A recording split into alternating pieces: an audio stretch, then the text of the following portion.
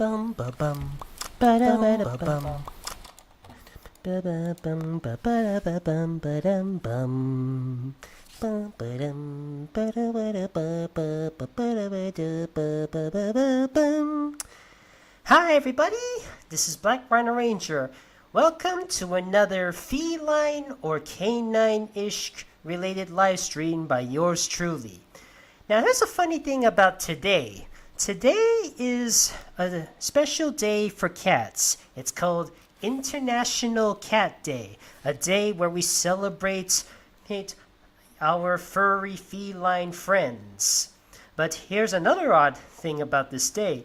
It's also the day to celebrate a very well-known fictional character who is mostly featured in a franchise that mostly stars a feline as well. His name is Odie.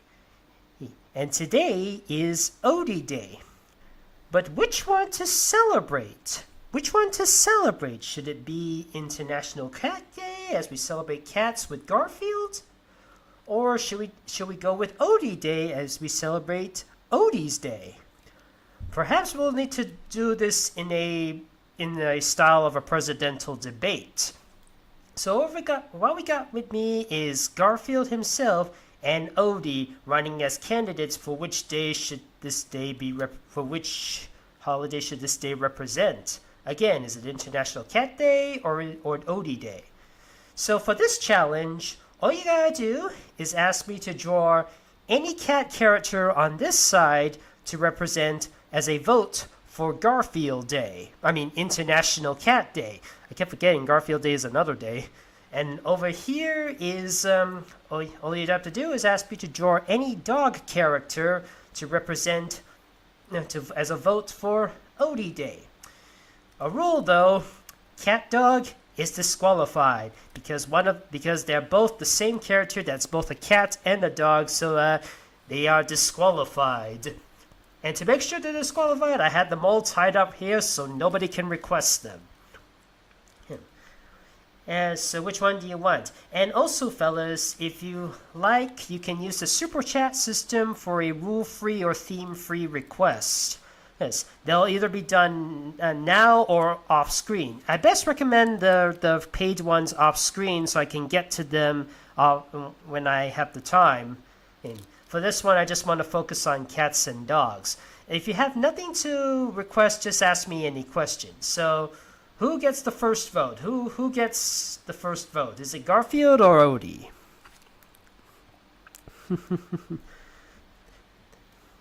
Okay, let's see here. We got, this is hard to choose. I know, right? Oh, okay, That's cheating! That's cheating! Having a character dress up as an animal. I didn't request a dress up. Anyways, I might as well get to it. A Yorkshire Terrier. That's a new one. Hey, let me have a look and see what the Yorkshire Terrier is.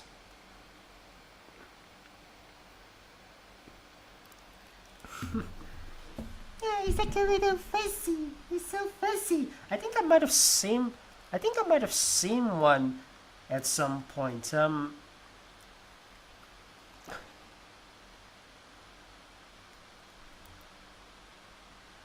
and I also forgot to mention, fellas, it doesn't just have to be a domestic animal as well. They can be a wild, cat or a wild dog too. They can be a wild cat like a tiger, a lion, or a leopard, or they can be a wild dog like a dingo, wolf, or fox. I don't think I'm not sure about hyena because according to some biological research, hyenas are not really dogs. They are more closely related to cats. Yeah, who would have known? Something that looks like a dog but is more closely related to cats. In fact, it's also closely related to civets and the fossa.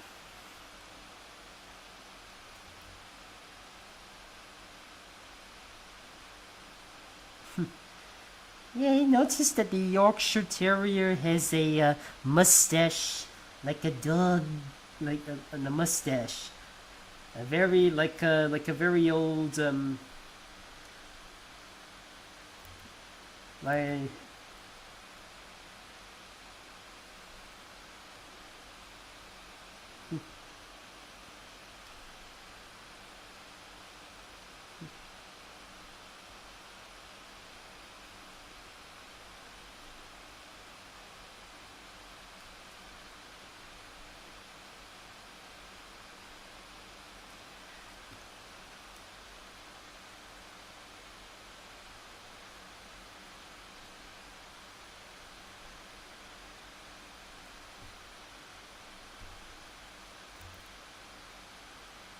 and I realize I had this in the wrong place. This is supposed to be a dog. This is supposed to represent a dog, and I have it on the cat side. So let me flip this around. How do I do this again? All right.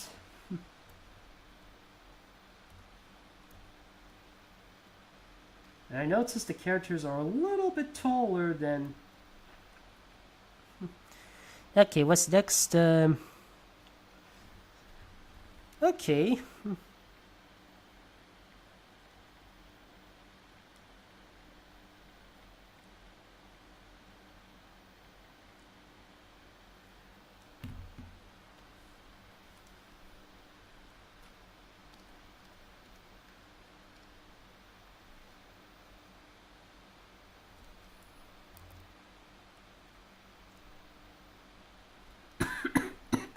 Sorry, I sometimes just randomly cough.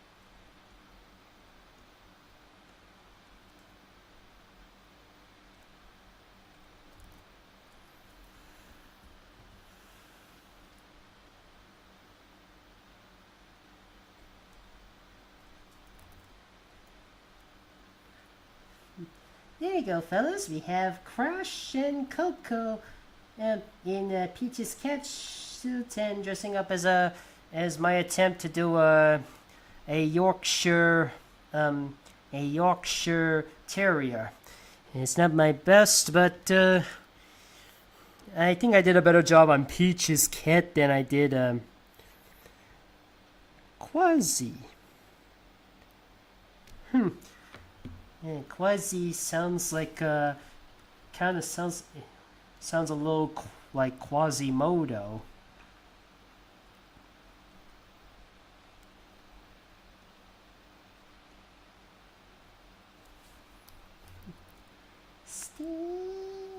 Sorry, I'm just thinking about something.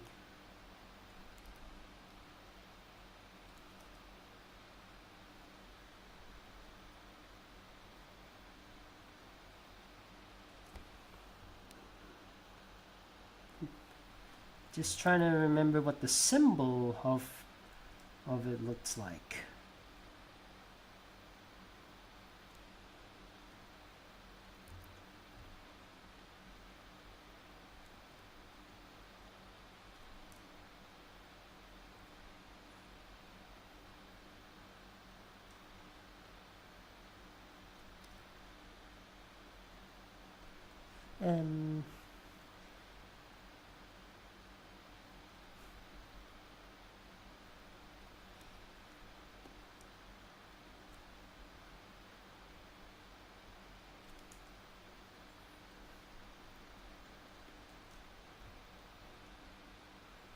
Oops, that wasn't right.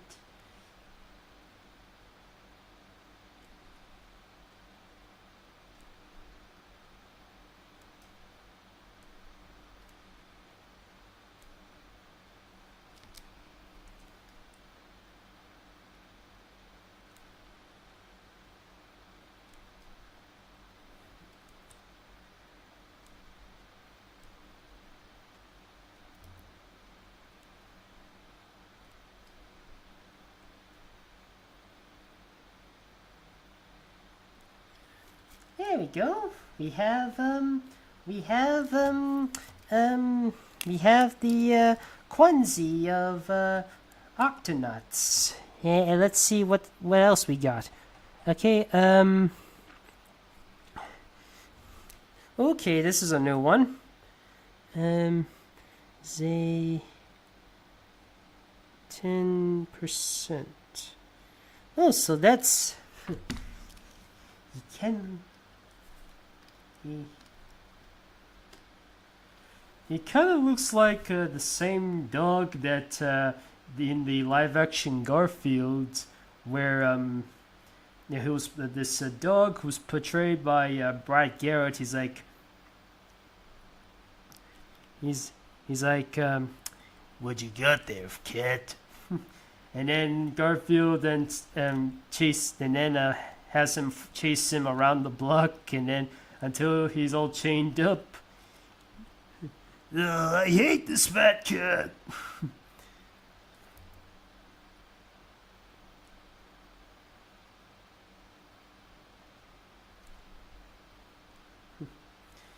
Now, I am aware that Garfield the movie is something that Bill Murray himself regrets. He's like, well, what was your biggest regret? I don't know. Garfield, maybe?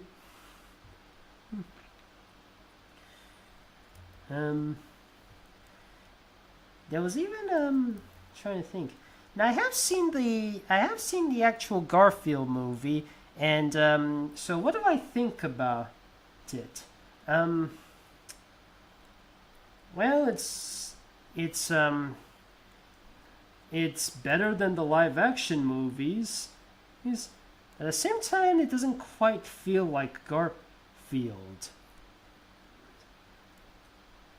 In fact, you could argue it's a little too action-packed to be Garfield-esque. There's a bit too much energy. I mean, if you look at Garfield, if you watch the specials or Garfield and Friends, or heck, even the Garfield show, the CGI show, you could tell even Garfield was a bit more laid back compared to. In fact, the movies, they have to make Garfield like super energetic, even though it's something that he himself opposes. He's not supposed to be. You read the comics, and he's often showcased how laid back he is. And much of the comic strips is like simple gags that don't require a ton of movement.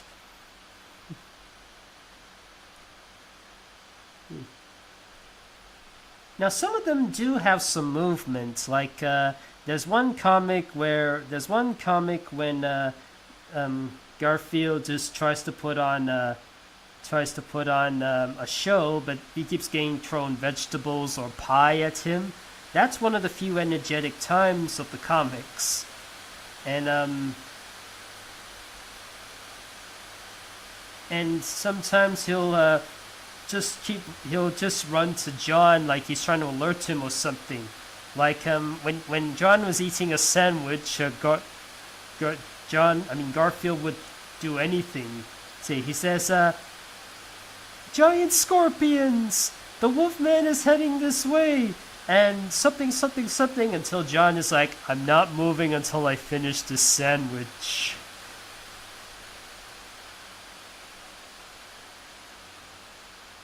While the Garfield movies, he was dancing to "Hey Mama, it's that beat the Mitchimo." He seems very energetic, even more energetic than Odie, and even in the Garfield animated film, he's also very lively and stuff.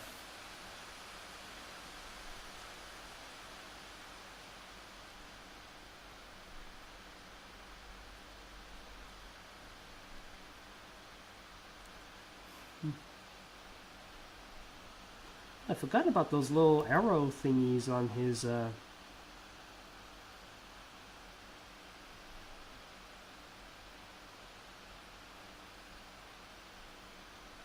I yes, I did. Oh, and one more.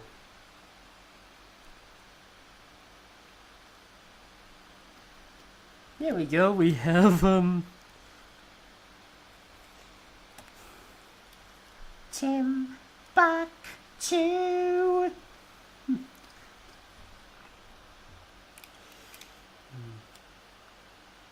Sorry, every time I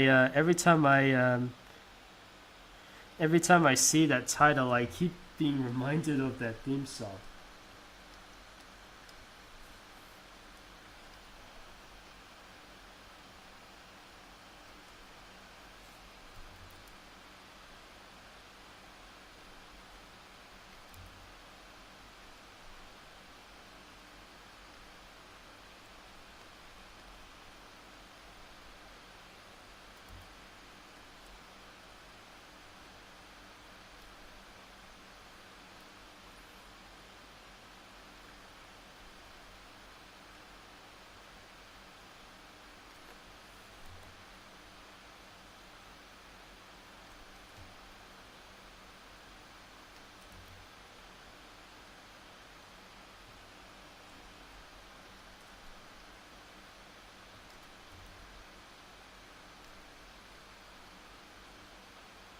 I do think there's potential for a reboot to Timbuktu, because there's so much you can do with so many animals in the kingdom. There's bound to be a lot of different sounds you could use for.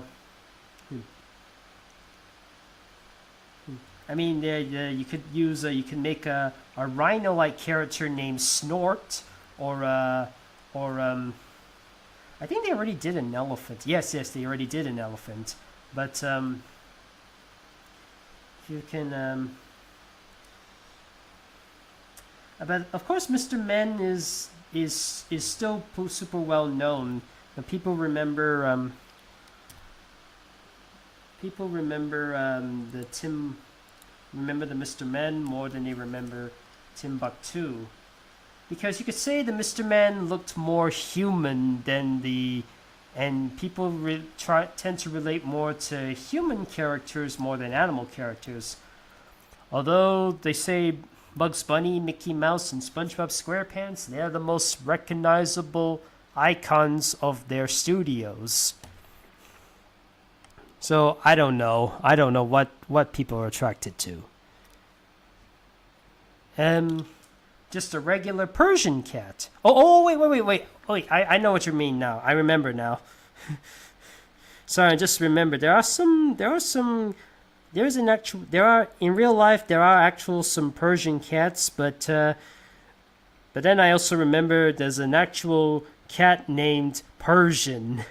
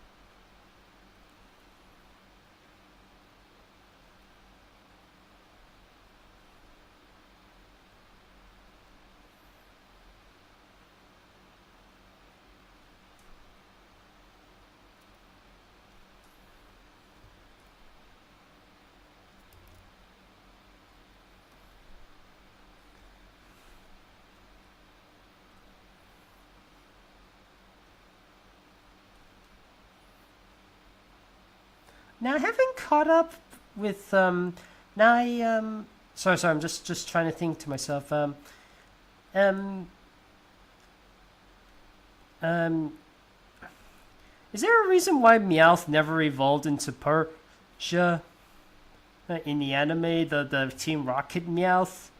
I mean, I remember, I know the reason why Pikachu never evolved into Raichu because it requires a Thunderstone in order to evolve. While yes, and also with some of the later Pokemon introduced, they either have to evolve within a certain location, like I think you have to, in order for Golbat to evolve into Crobat, you have to have it evolve. You have to have it battle in a certain area in the new place, I think.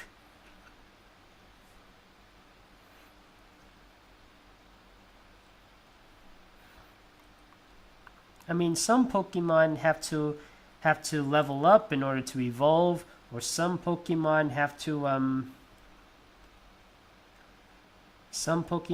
have something special, like evolve, like use one of those stones.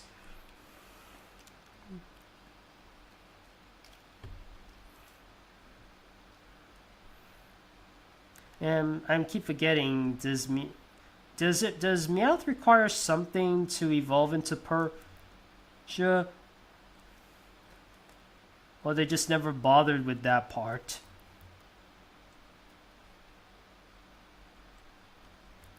Let me just raise it a little bit.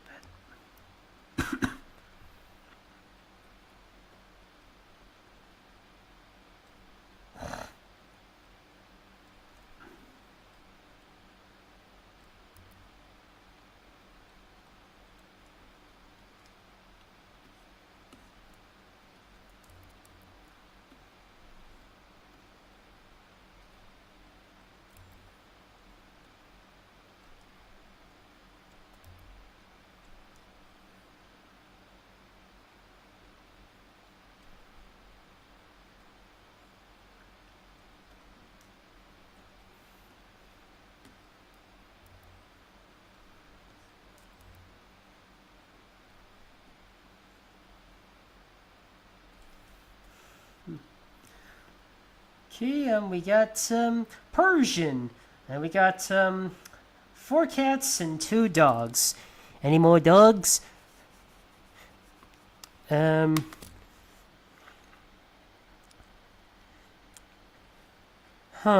asking me to draw a human for Garfield.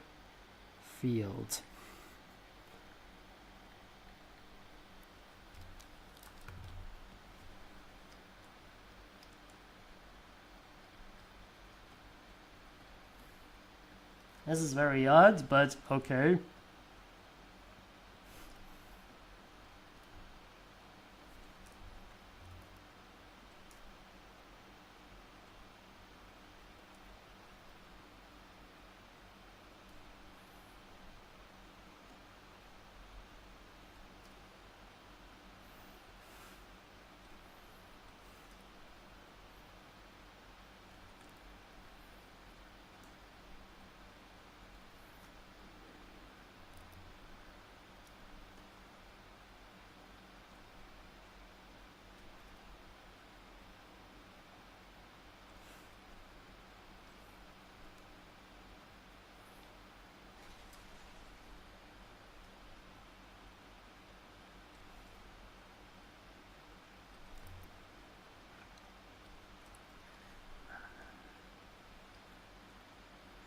Just raise her up. You raise me up.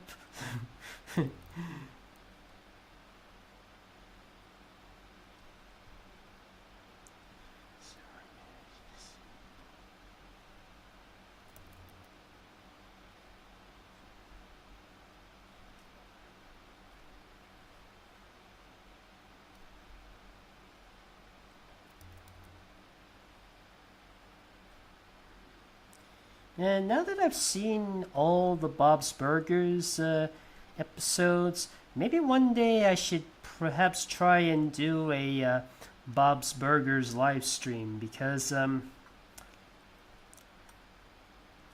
am quite familiar with some of the characters.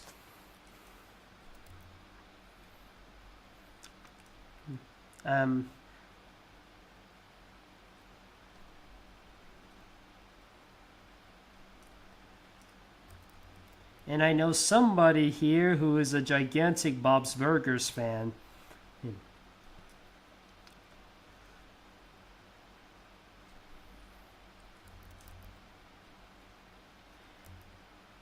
In fact, what got me really into wanting to check out Bob's Burgers in the first place was the movie.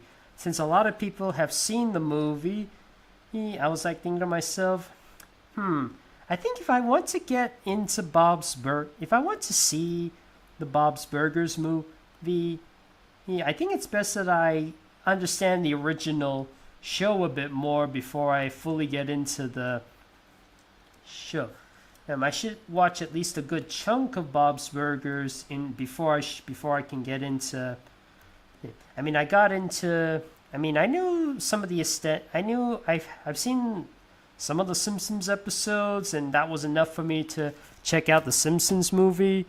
So, anyways, let's see. Anybody else? Okay, we got a Rhino from Thundercats with a picket sign. Let me have a look at that.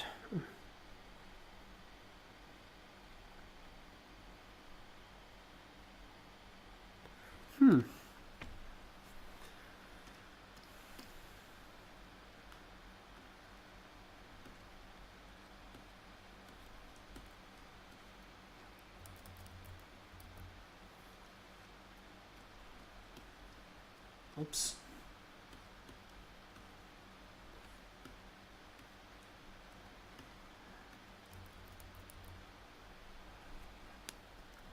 Okay, let me just the picket sign. Lie.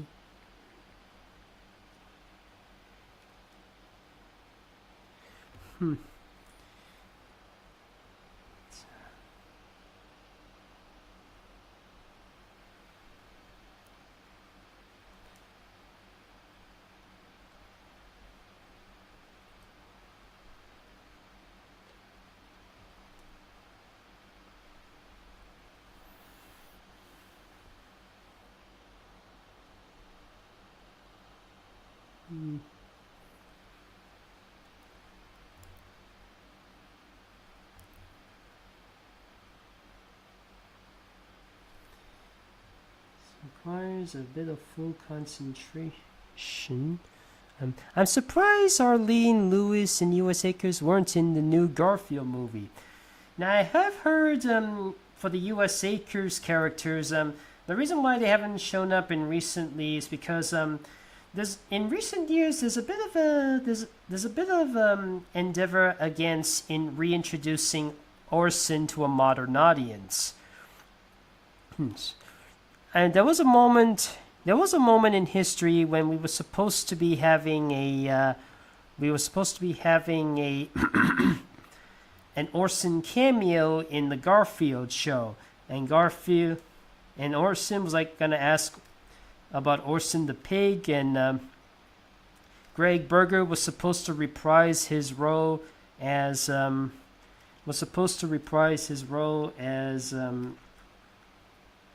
Orson, but then there was some international laws forbidding talking pigs, especially since one of the Garfield show's production studios is in India, where a good chunk of the population is Muslim. It's also one of the reasons why Babe, the sheep pig movie, is banned in some Muslim areas like Malaysia. Except on TV, I actually managed to see the Babe movie and Babe Pig in the City on television. Similarly, I'm able to see The Prince of Egypt on DVD, despite the fact that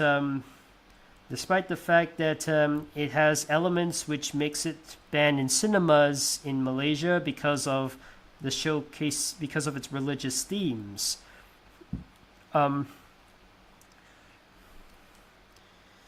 Then again, with the pig thing, we've got Piglets from Winnie the Pooh, we got Peppa Pig, and we got Pumbaa from Timon and Pumbaa. They kind of got away scot-free. Heck, Piglet in the Christopher Robin movie is actually voiced by a person named Nick Muhammad, and Muhammad is mostly a Muslim name. So why is there a law forbidding Orson Pig to ever speak again? We're not even eating these animals.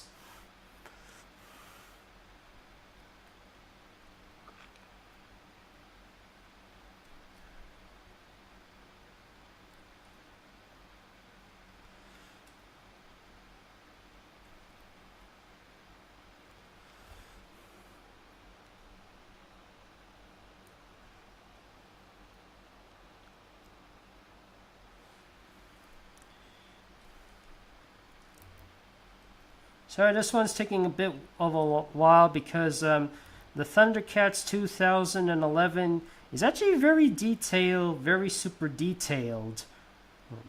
So, and I'm trying my dang hardest to make sure I don't disrespect the Thundercats fans by suggesting a replacement of Thundercats Roar. I mean, they're technically easier for me to draw, and I'm more than welcome to try and draw that, but I can imagine how many fans will be super ticked off if I would ever make such a suggestion like that.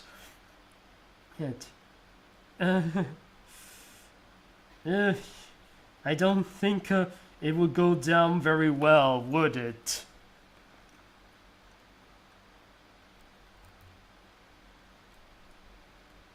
I think it'd be a similar...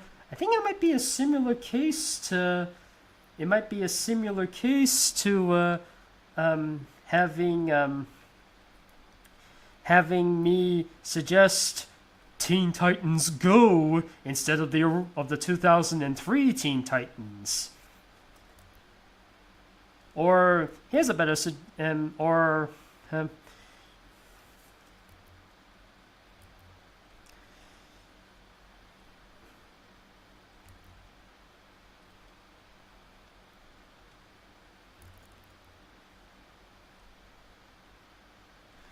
it's sometimes I can't even joke. I shouldn't even joke about it because I know somebody is going to be angry when I even brought it up. And I deeply apologize if I ever were to bring it up again, and I will not mention it anymore if it makes you happy.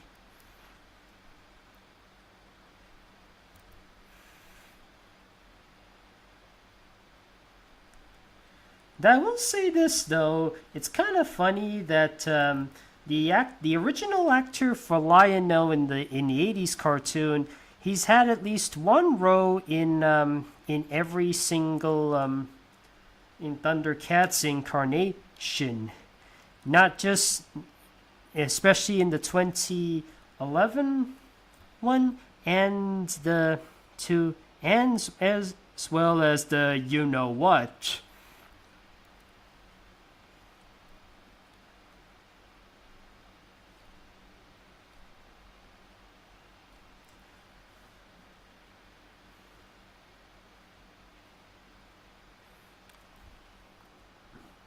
There's a bit of an armor thing. I haven't noticed that.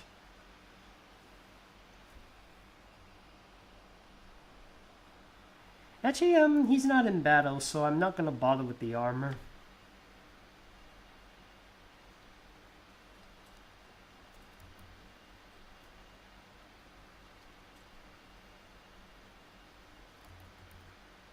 Now here's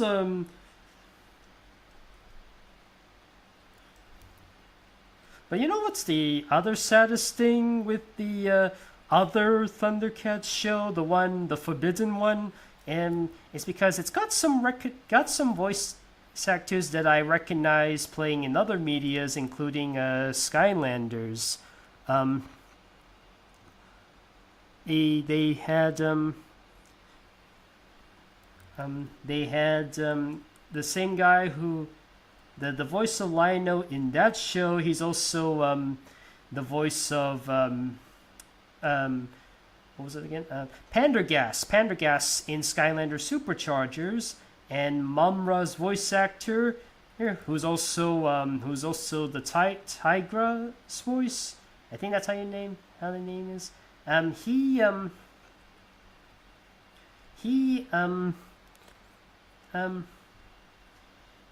He also is the voice of Hothead and Riptide. He's also Eric Lindbeck, who played Chitara. She also played the Cinder in the Tiki Temple adventure packs. The cursed Tiki Temple adventure pack of Skylanders Imaginators.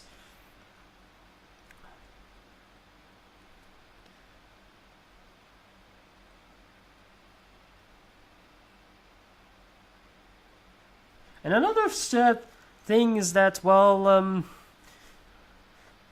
they say, the Forbidden Thundercats show does have the characters with the color schemes of the original Thundercats, but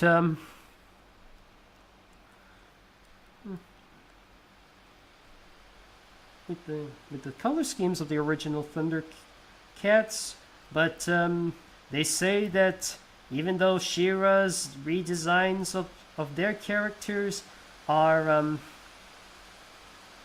while some of them are not as faithful to the original designs, they say they still look a lot better than the redesigns of those Thundercats.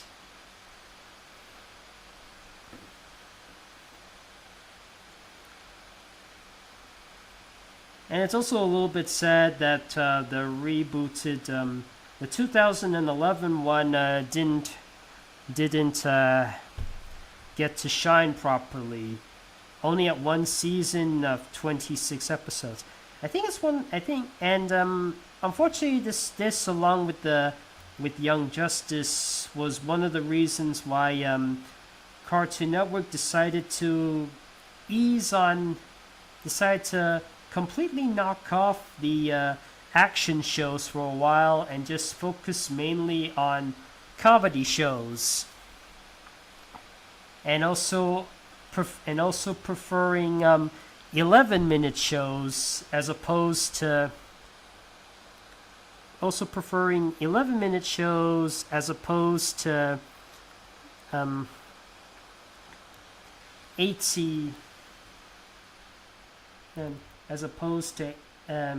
22-minute shows. Even some of the more action-based shows of the late 2010s, they all had to be reduced to just 11-minute episodes. A similar case with Total Drama. Even though they were still a very well-known show, with shows like when they were airing on Cartoon Network, they had to follow Cartoon Network's. They had to follow some of Cartoon Network's rules and regulations. Even though the creators wanted Total Drama to last for about 10 seasons, on its original run they only had 5. And aside from the Redonkulous Race, which is a completely different show to the original Total Drama, they had to cater to that 11-minute stuff and create total drama-rama and have it a pure comedy instead of having some dramatic moments and legitimate story development and stuff.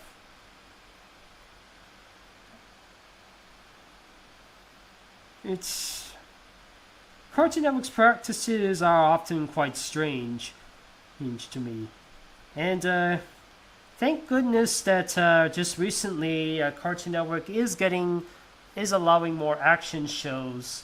There's a new Cartoon Network show that's, I think it's made in Africa or something. I think there's a trailer about it. I've forgotten its name, but it has more action-based stuff, let's say. And I have a feeling that one's going to be a bit more serious, so like almost on the lines of Young Justice or the original Justice League 2001.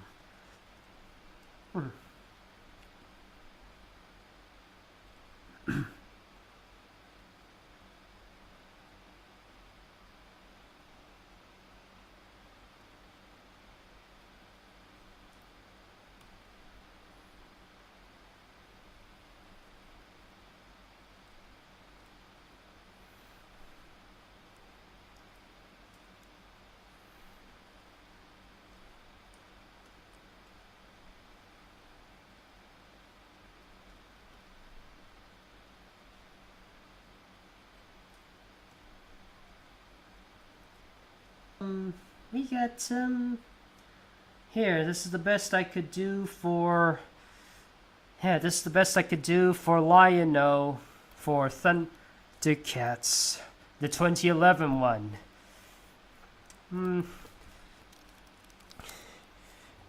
And okay, and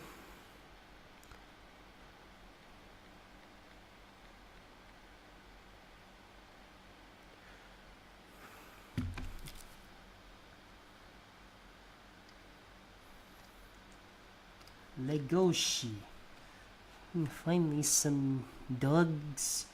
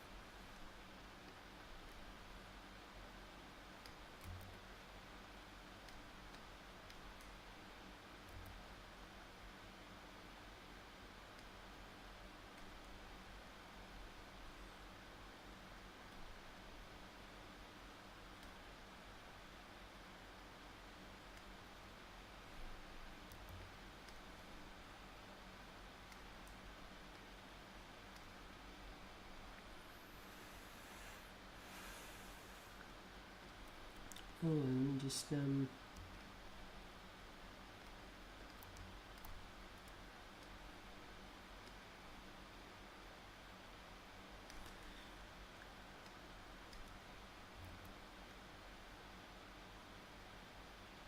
no, I think I'm not doing it right. Sorry, let me just move them a little bit.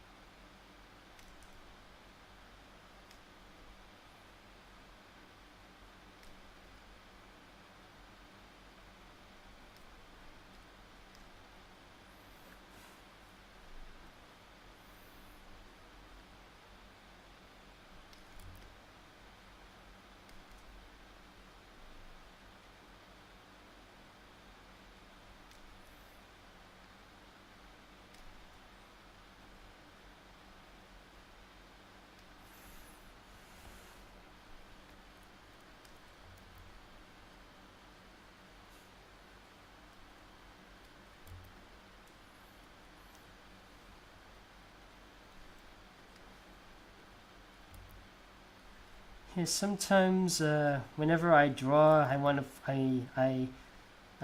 don't speak for some reason because I'm putting all my concentration onto the characters.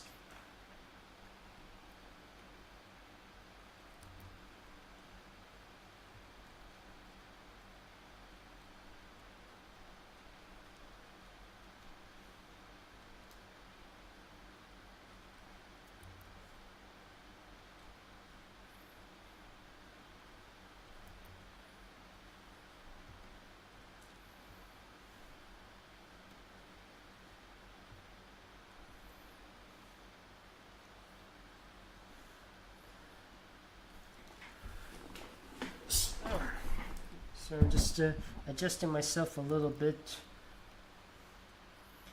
because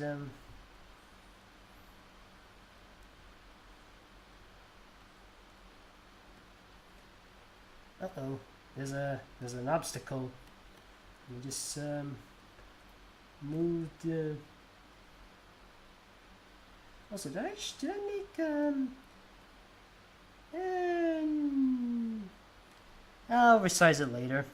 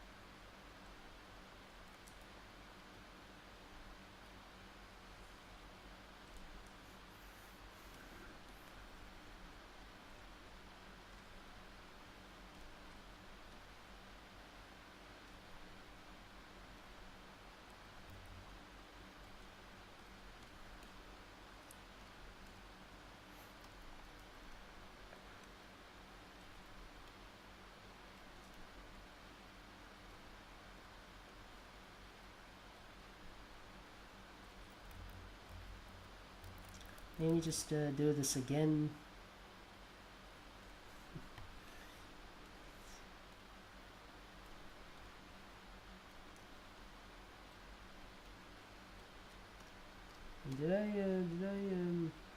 Yeah, that'll do.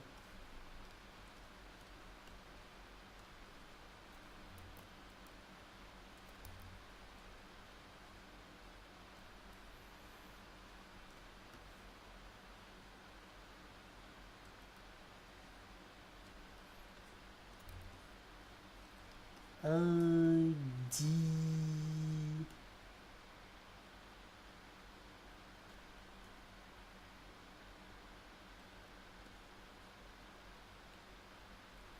I'm getting some hearts from my chat. Since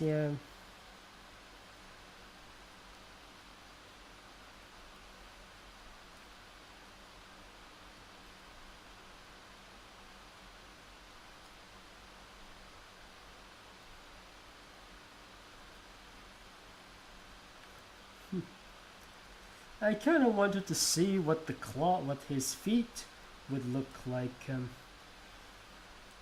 Sorry, I'm just thinking to myself. Is it better to give animal characters shoes or let them all be barefooted? Because, in my honest opinion, and some animals should always remain bare feet because it helps with their identity of what type of animal they are. If it's an elephant, you should have them in their bare feet with the three-toed hooves, or I mean with their hooves. Same with the rhino or the hippo. Oh. If it's a frog, they should be like those pat. They should be a bit patty or something like that. If it's a lion or a tiger or something like that, like I said, it helps with the identification. If it's a velociraptor or even any type of dromaeosaur, should have their sickle claws out. Hold. If you get them shoes, you're kind of taking away their identity in some way. Unless unless there is something about them that makes them instantly recognizable as their respective animals. I mean, it took me a while to remember that Arthur is an aardvark.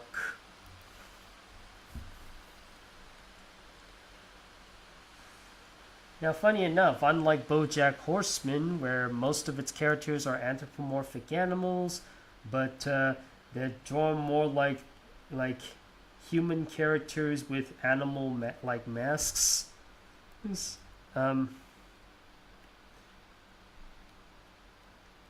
Then Beastars has characters with tails.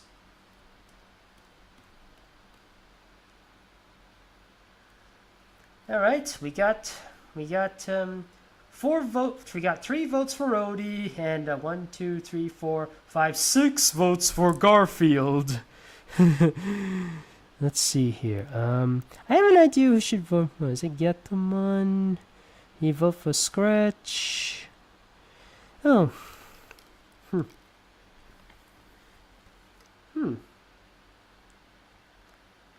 Strike.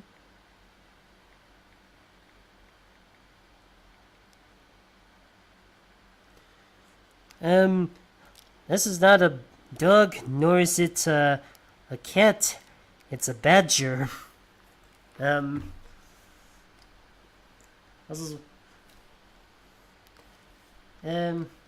do you want Stripey for? Garfield or Odie, or just have it part of something else? Like it's not really part of the experience.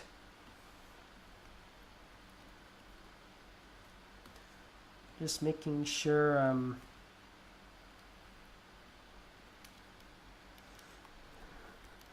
Let me just find Let me just do the other one first.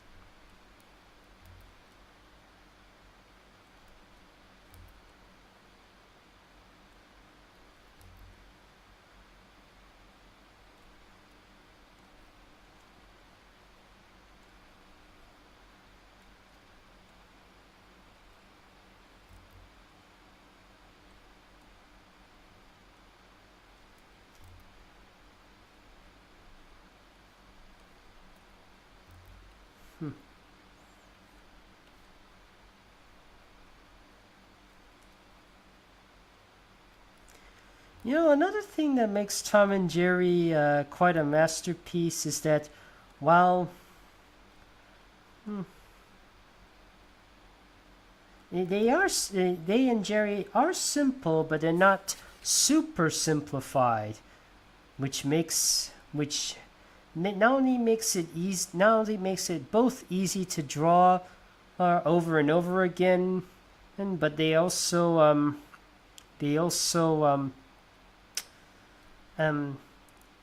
makes the animation looks visually impressive. Hanna-Barbera, you could argue they oversimplified on everything.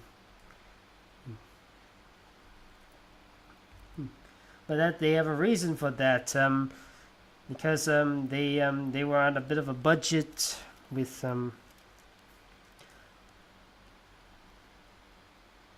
though some could argue that sometimes if a character is limitedly animated, they should at least be super visually pleasing to look at, like most of anime. I mean, much of animes, the characters don't move very much. And in fact, even in their native language, which is Japanese, they're not syncing to their lips very much.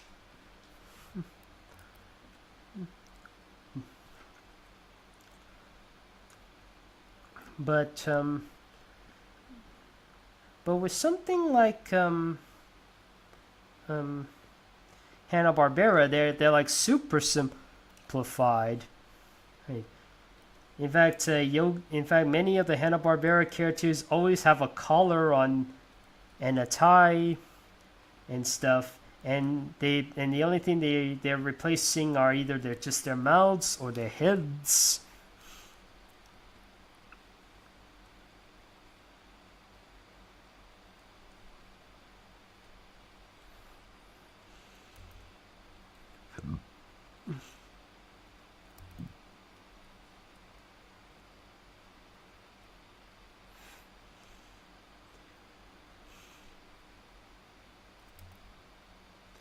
And some of you might wonder how is it possible to make so many of these shorts in just a few how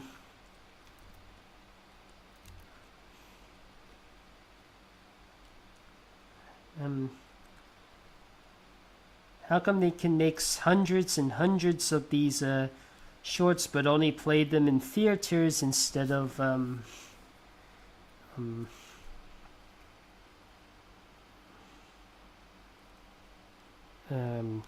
just trying to find something. I'm sorry, I've lost a bit of track on what I was trying to say. Oops, what am I drawing? Why did I have Tom with the bow tie? I'm thinking like Hanna-Barbera for some reason, or I'm using a source of another Tom image where he was playing that Costello or something. You know, those that moment where he was playing the piano.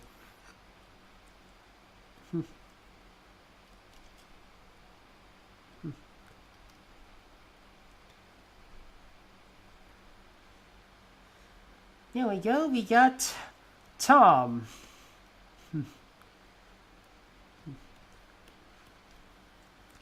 Okay, we've just about an hour in, and let's extend this for an extra 30 minutes.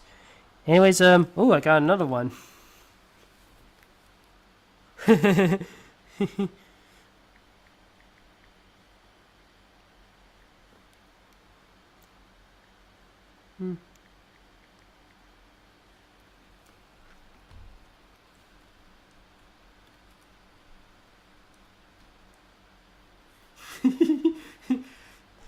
Ruffy forcing Yabba to vote for Odie. How forceful do you want me to have, Ruffy with at Yabby?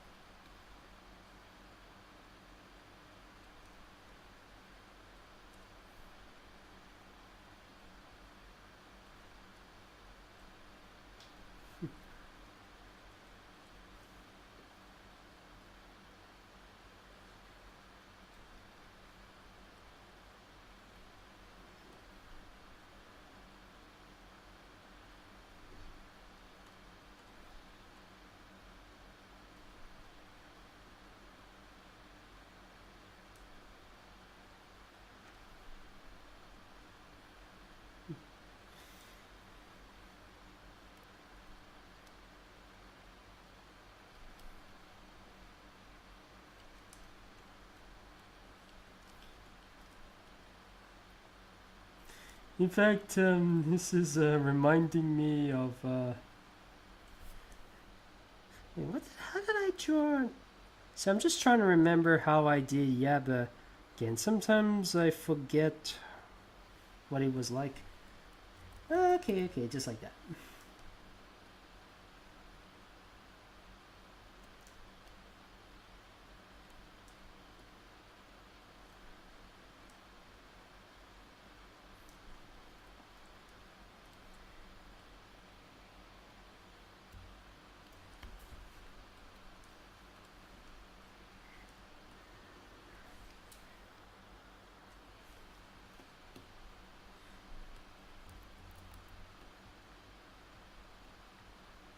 Well, you said he's forcing, so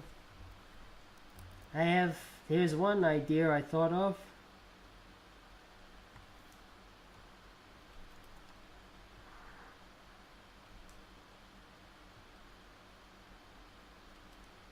Wait.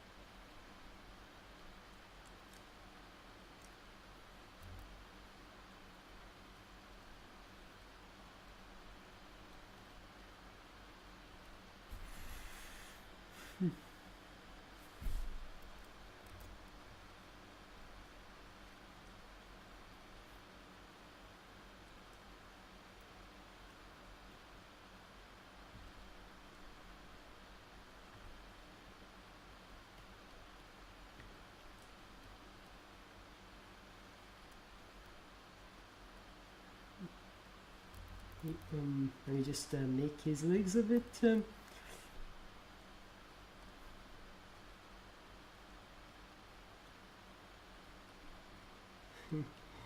There we go. We have Ruffy here enforcing Yaba to try and vote for Odie. Now you're probably wondering if this is a bit out of character for Ruffy to do that to Yaba.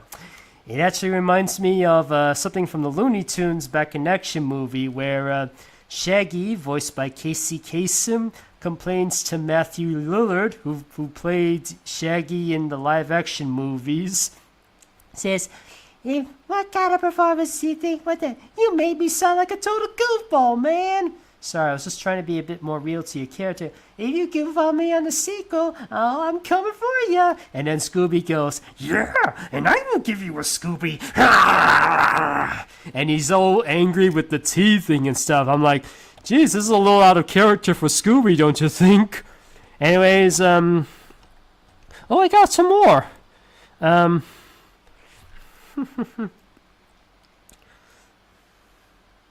It's okay. Since I'm thinking I have to shrink. Sorry, I have to shrink the characters a little bit. Let me shrink them a little bit because I'm starting to run out of room for.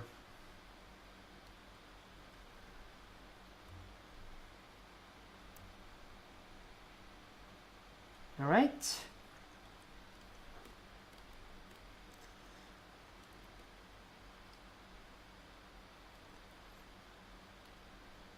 All right, let us continue. Okay. Tuesday, let's see that right there. First super chat on G1. Carol T from Freedom Planet. That's a new one.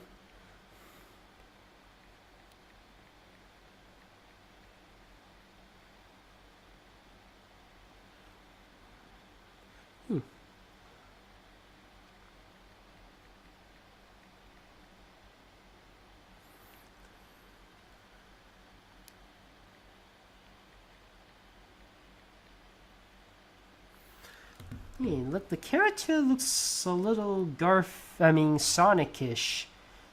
And funny enough, there was a moment in history where, pardon me, there was a moment in history when there was a Sonic and Garfield CD set where you get to play some Sonic games and Garfield games simultaneously. In fact, I bought myself a Sonic and Garfield game when I was a kid, and that was my introduction to the entire Sonic franchise. Yes. It came with 3 Sonic games: Sonic 3, Sonic and Knuckles, and Sonic 3 and Knuckles. The Garfield, excuse me for a minute, I need to...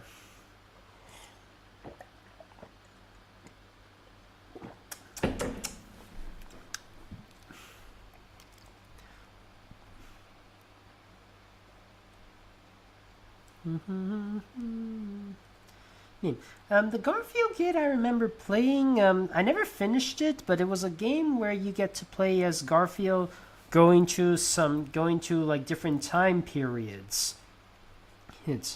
And in fact, one of the levels is literally a caveman themed episode. The thing is, though, I heard it was a sorry, I got a little moth with me, but I'm just trying to ignore it. But anyways, what was I up? In the level, I remember playing it, and I was a little bit frustrated by some of its level designs. There was an annoying Odie cloud that was probably gonna zap me or something,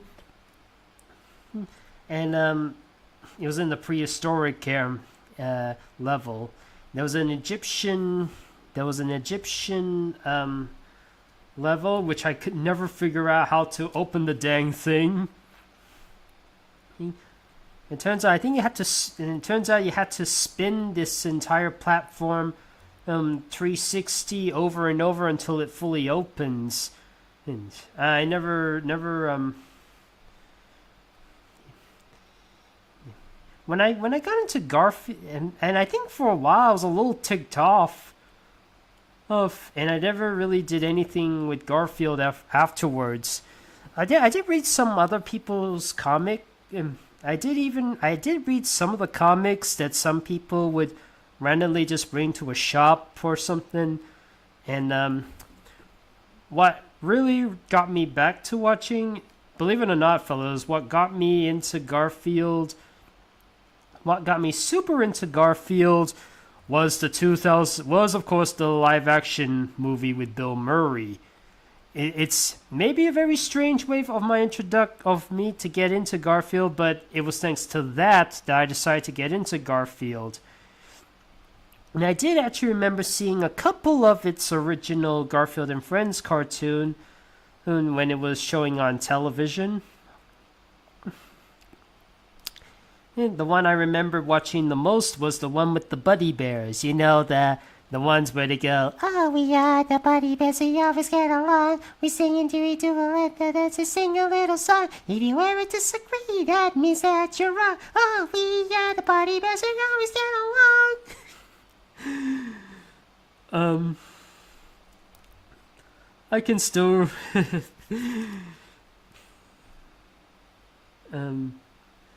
and then a while later, when I was in a shopping mall, I decided to get my hand. I heard they were releasing the Garfield and Friends cartoon on DVD, so I decided to get my hands on the Garfield and on some of the DVDs.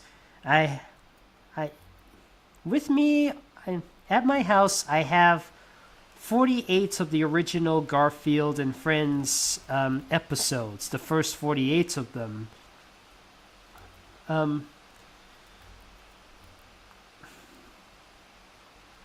And then just recently I decided to take a look at the entire Garfield and Friends show, since they're all available on YouTube to watch.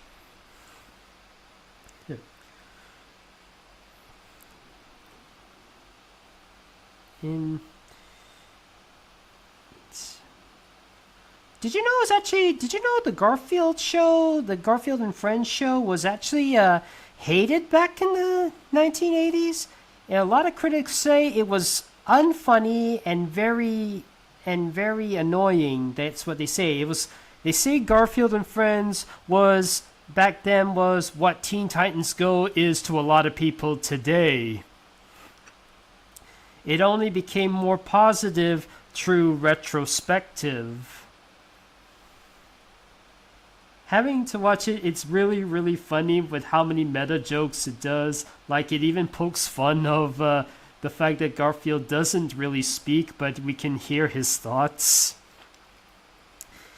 And even the USA Cruise segments aren't too bad. I was expecting to hate them, but I found myself really invested in the USA Cruise segments. There was even some of them are dream parodies, like Orson hits himself in the head, and then a moment, and then a sequence happens where they parody something like Camelot, or even the Casey at the Bat poem.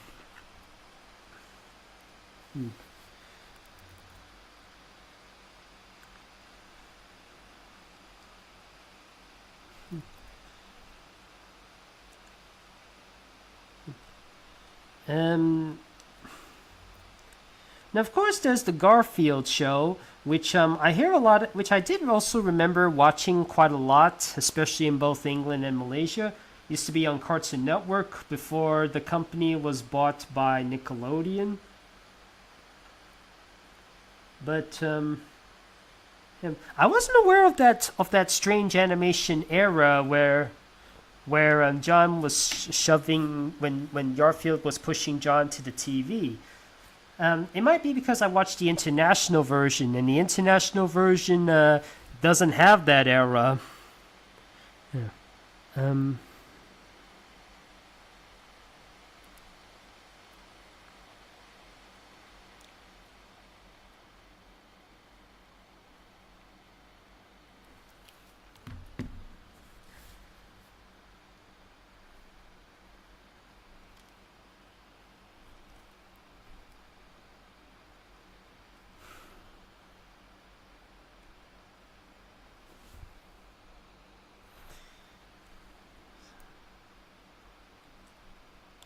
Now, I have heard that Garfield is they are, even though it's 5 years after Nickelodeon has purchased 5 years after Garfield has purchased Nickelodeon has purchased Garfield. Well, they haven't done anything with him except put him in the video game, starting with Nickelodeon All-Star Brawl 2. I mean Nickelodeon All-Star Brawl. Oh. I was aware of his buyout back in 2019. I was in a podcast with somebody saying, "Oh, what are they gonna do with him? Well, they're gonna buy him." Well, it's interesting to know. Now, of course, that live stream has been unlisted, and I'm not gonna reveal what it is, whose live stream is it. But let's just say, hey, that person had a guest star who is nowadays a very ashamed person in the animation community. Very ashamed. Like I said, I will not say who it is, but it's best to make sure we keep him anonymous for the sake of this live stream. But what he did was absolutely abhorrent.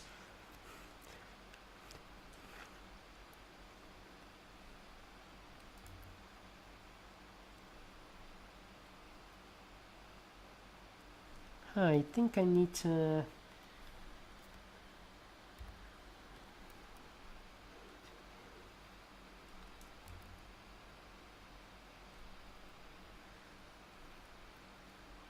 So I think I need to animate, I need to make the eyes a little bit bigger.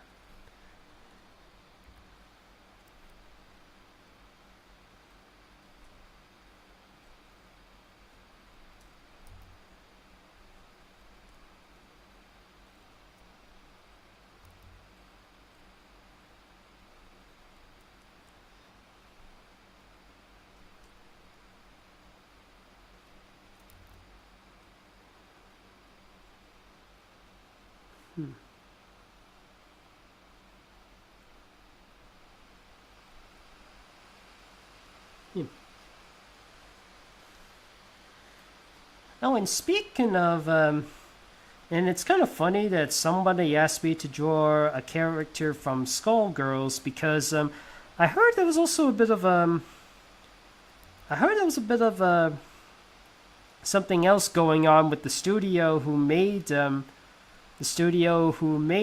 Skull Girls, and they're also the same ones who developed Indivisible. Oh. I don't think I've got the head on right.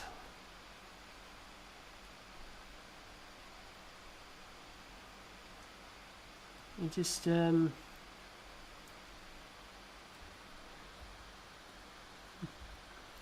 on, apply directly to the forehead. Head on, apply directly to the forehead.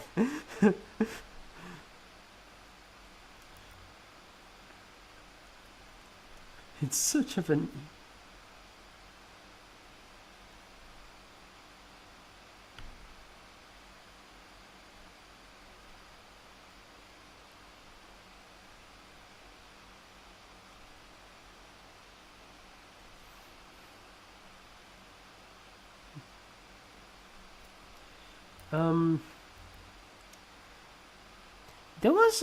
There was trying to remember. There was okay, I remember now. The Skullgirls situation. The guys who made Skullgirls. The lead animator, the guy in charge of Skullgirls and the studio behind it.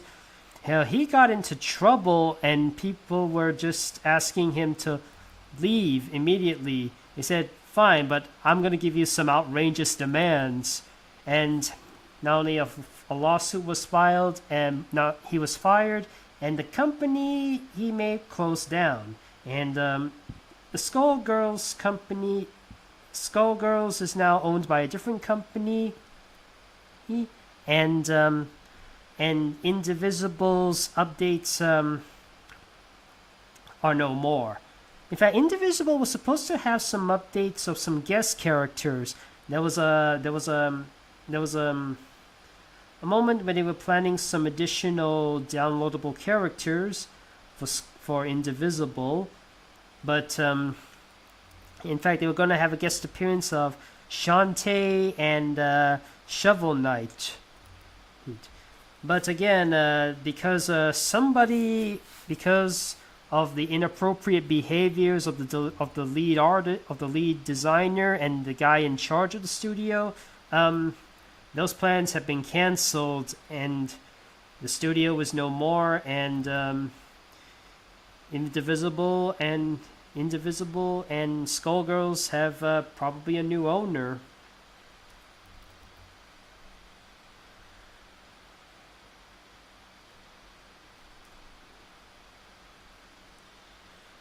And speaking of new owners, there's in talks. I have heard that Warner Brothers is perhaps going to sell some of its gaming properties, which kind of concerns me because I don't think there are any good options at the moment.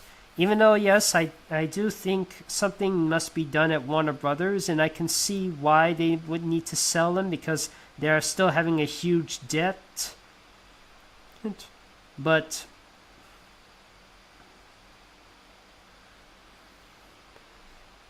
again, why are we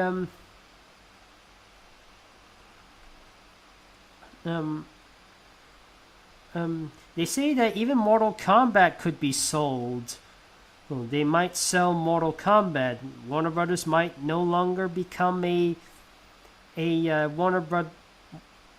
Kombat may no longer become a Warner Brothers property.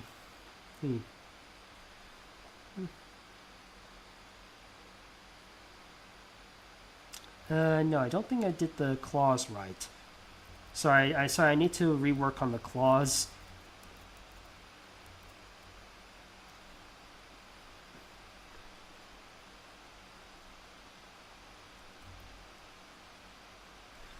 Now, even if you don't like, even if you don't like Warner Brothers to sell any of their gaming stuff, which company do you think is the best option? And I wouldn't say Sony or Nintendo, since they're a Japanese company, and from what I understand, Japan doesn't really like Mortal Kombat. It's almost every game they had is banned there.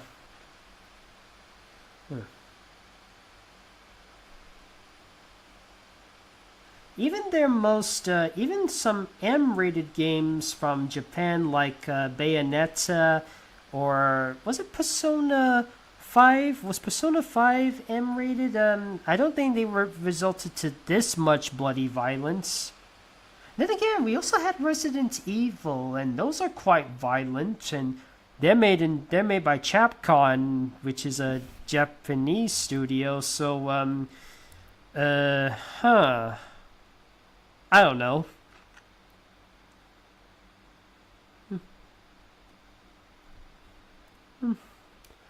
I just don't know what to think, really. Um, I wouldn't count on Microsoft either, because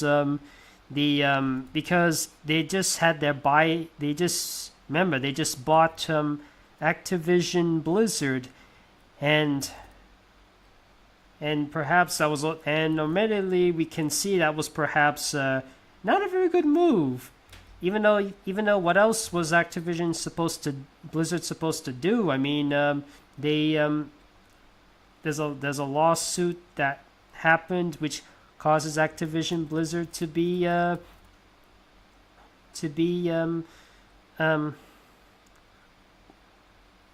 do I put this? Remember, Activision Blizzard had a lawsuit which made them feel less welcoming for women, and some action needed to be taken. And, and yes, it's kind of sad that Activision Blizzard had to have a lot of layoffs because thanks to the merger. But again, what can you do? How can you get out of a situation like this? I mean, even though Disney has had its problems with some of its mergers, like can't like closing down Blue Sky Studios, they still have some benefits to their They still have some benefits to their mergers. I mean,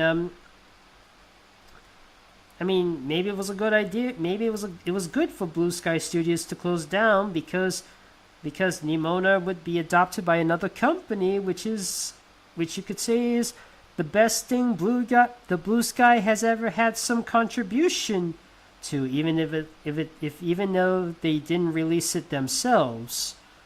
They had another company to help complete everything else. And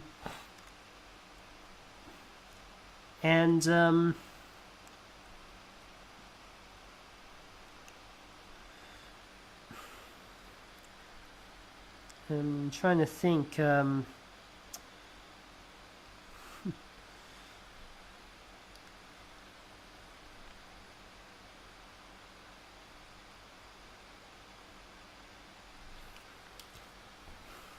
And even if Star Wars, and even if you could say then they're still not doing, then they're not, and heck, even Disney managed to help bring some obscure Marvel characters to the public. I mean, if it wasn't for Disney's Marvel, we probably wouldn't know much about Guardians of the Galaxy. I mean, there are still some superhero movies that are quite known to the public, like Spider-Man, The Incredible Hulk, Daredevil, a bit of Elektra, and the X-Men, but again, if it wasn't for the buyouts, we probably wouldn't have Guardians of the Galaxy. We probably wouldn't have Thanos in the public eye, etc. There are some benefits to the Disney mergers, but I see very little benefits to the mergers with Activision and Microsoft, or Warner Brothers, even Warner Brothers with Discovery. Oh yeah, I forgot about that. Sorry about that, because I got so caught up with the other things. Thanks for reminding me. Let me just get everybody over here. Nope.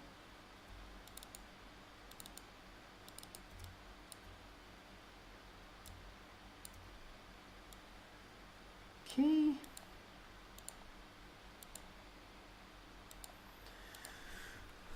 Who's Sprig Spriga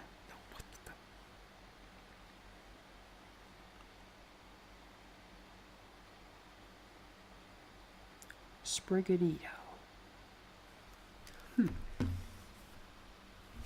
Lots of Pokemon requests.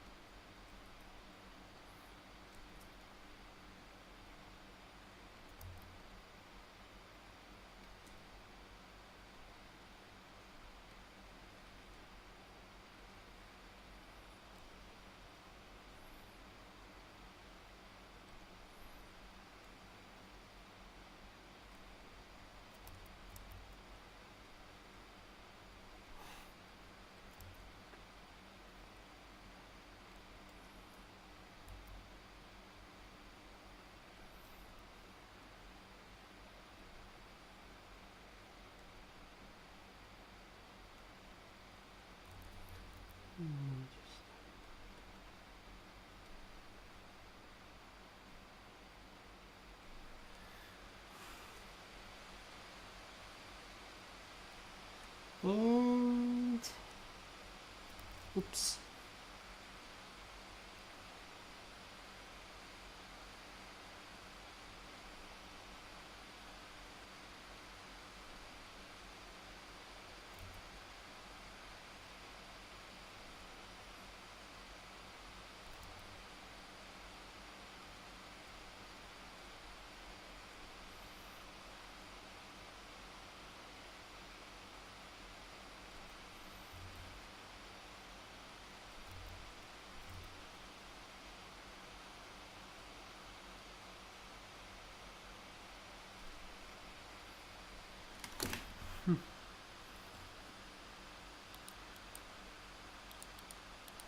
There's okay, there's a lot of my folks voted for cats.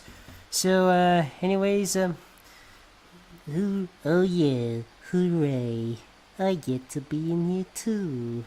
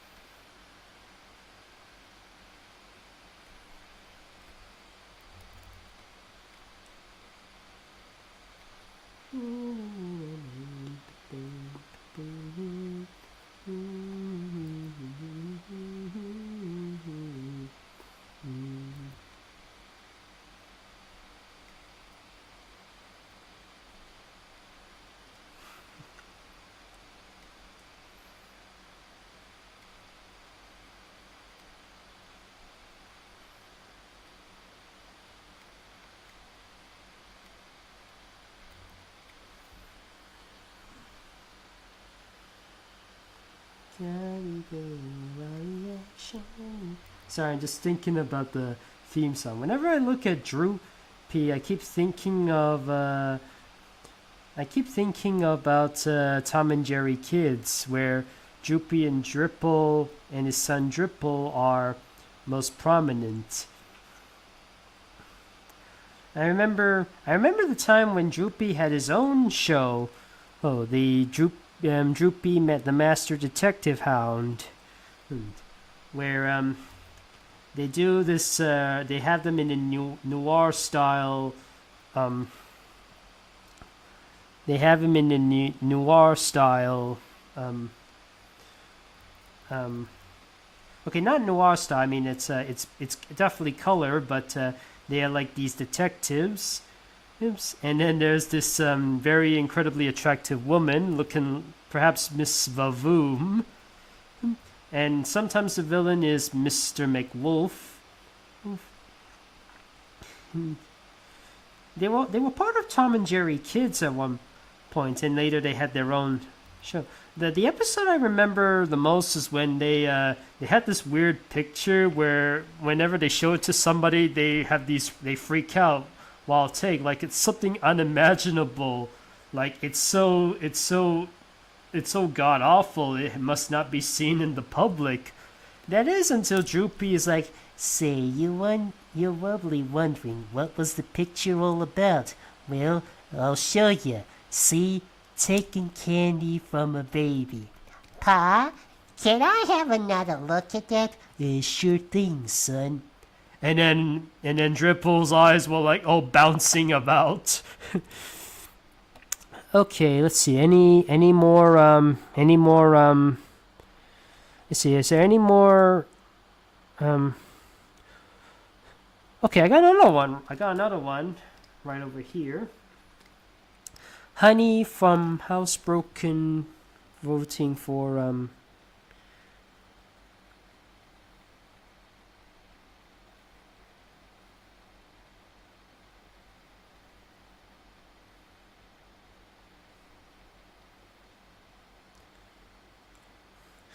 this is new. This is a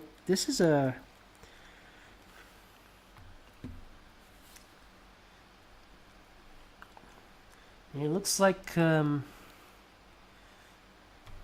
is this from another Fox or adult cartoon of some sort? Because it looks like it's something.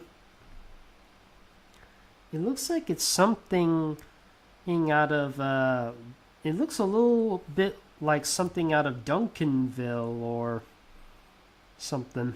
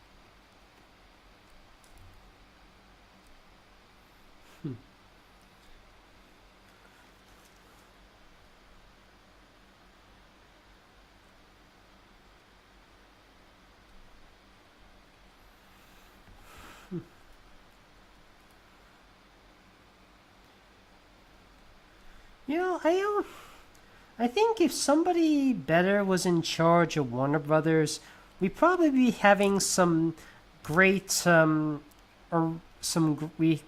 probably be seeing a lot more great stuff with both the Looney Tunes, Tom and Jerry, and Hanna-Barbera stuff. In fact,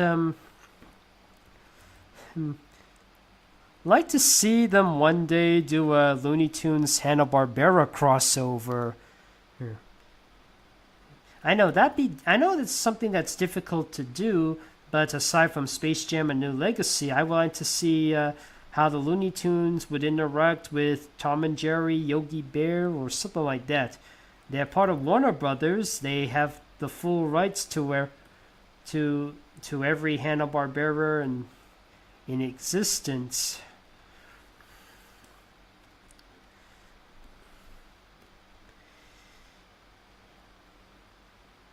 Okay, let's see. 1, 2, 3, 4, 5, 6, 7, 8, 9, 10, 11, 12. Okay, 1, 2, 3, 4, 5, 6. Apparently, okay, I think we're about at the end of the... I think we're just about at the end of the live stream because, yeah, I think that's about it because it's 1.5 hours already, and I think I took quite a long time to do some of those drawings, but yeah, judging by the how many characters are on Garfield's side compared to how many are on Odie's side, I think it would be that would be amazing. Did you know Jellystone is doing a crossover with Cartoon Network? Yes. Oh, did you know I did the Total Drama Request Challenge? I'm unaware of that. The Stripey from... Oh, dang it, I forgot about that. Oops. Uh-oh. Let me finish that. Again, it's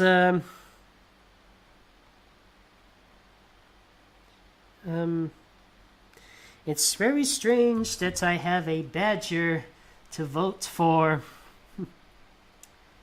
Cat Day.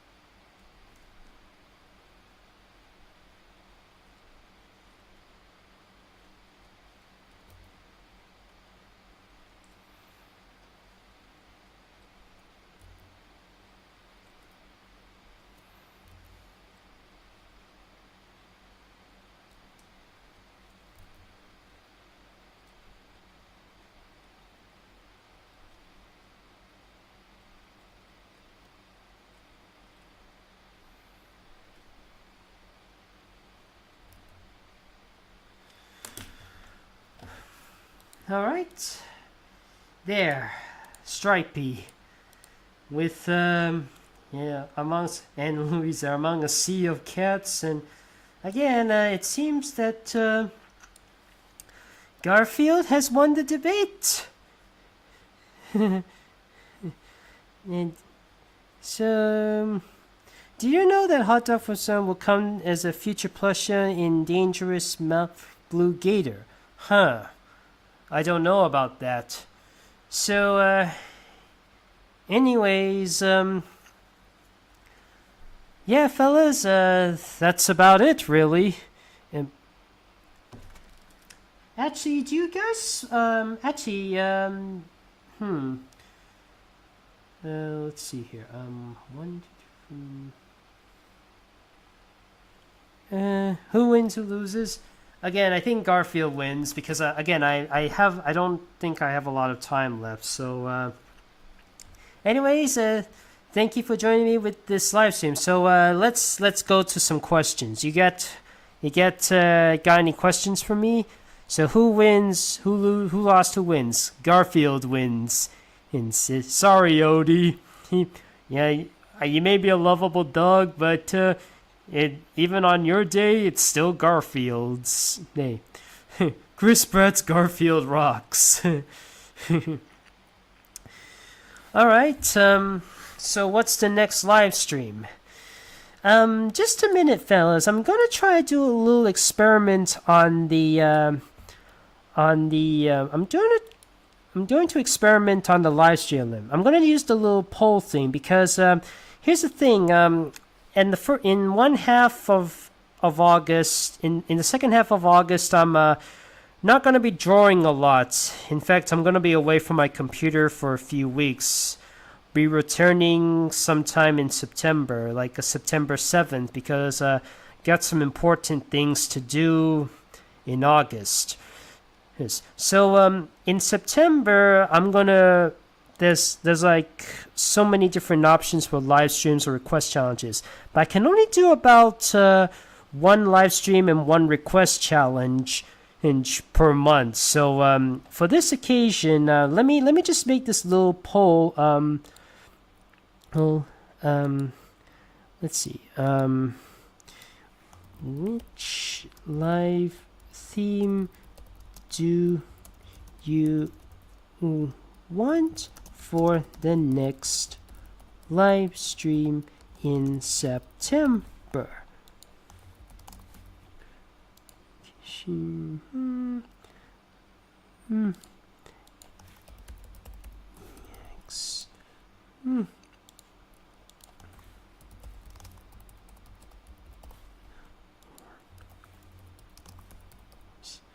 And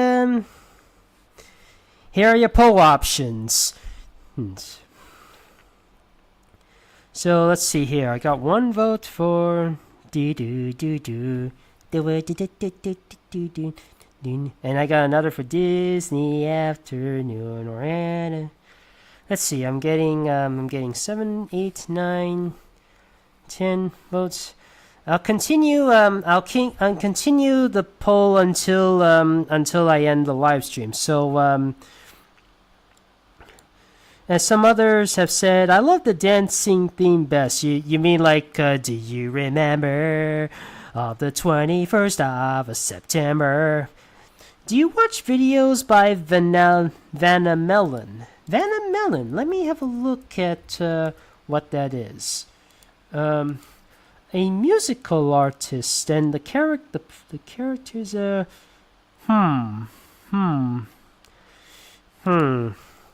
not sure about that. So okay, it says okay. So let's see what I've got so far. We've got the most votes we got are Disney Afternoon at number 1. Number 2 is between She-Ra and Beast Wars. Kind of makes sense since Beast Wars and the original She-Ra had Larry DiTillio being their developers, and the other is Animaniacs. So yeah, I think that's about it. Okay, fellas, thank you for joining me on this live stream. Again, sorry about that, Odie, but congratulations, Garfield. You won this day along with the other cats or whatever creatures. Thank you for joining me, and thank you for these wonderful requests. I'll get them all publicized later today or tomorrow, and see you all next time. I hope you've enjoyed this video.